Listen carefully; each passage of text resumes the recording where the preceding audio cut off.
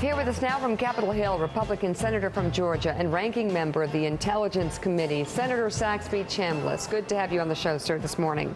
Thanks. Good to be with you. I'm just going to follow up on a point Andrea Mitchell made just a few moments ago, which is there is evidence needed, a smoking gun, something, in order to really get the unity to close in on Vladimir Putin. Do you not agree with that?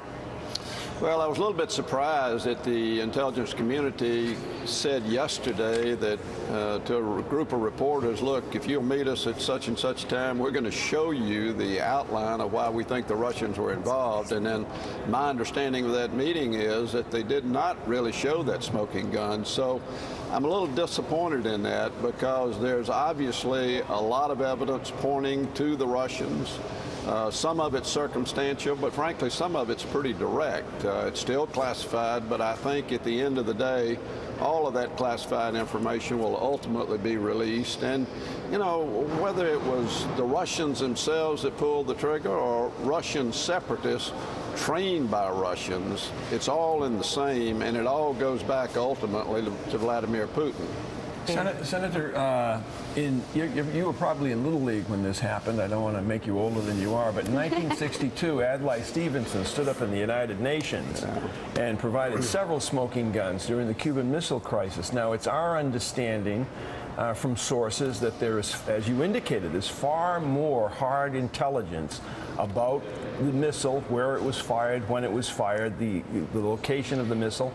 Why have we not, in order to get the Europeans more outraged than they seem to be, provide that material to the world through the United Nations? Yeah, obviously I can't answer that question. That's within the purview of the White House as to when that information will be released.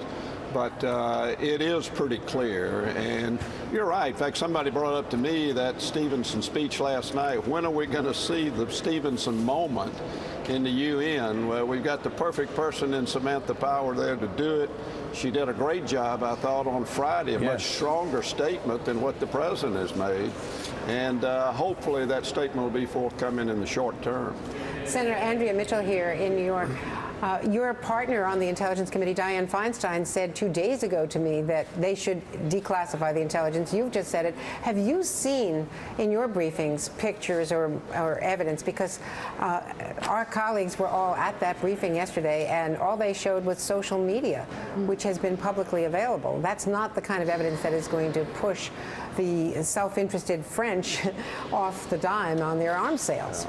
Yeah, and exactly, Andrea, and you know, that's what disappointed me, and I know disappointed Dianne, because she and I talked about it yesterday, that for whatever reason they have failed to disclose that to the public. Now, frankly, the French have the same information we have, the Germans have it, all of our European friends have it, but they haven't displayed the outrage that I had hoped they would.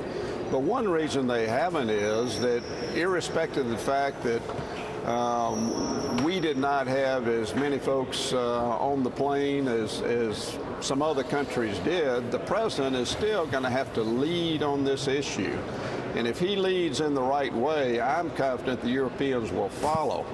But we just haven't seen that yet. But that evidence needs to be forthcoming. Senator, it's Willie Geist here. Would you say the president needs to lead on this issue? Obviously, nothing gets done without Europe. What can he be doing specifically that he's not doing today to nudge Europe in that direction?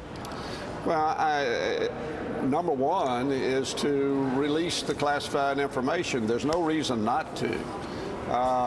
We know, for example, from social media that was made available yesterday that a missile truck was rolling through the area where this missile was fired from shortly before it happened. We know that after the missile was fired, that a truck rolled out with apparently one missile missing.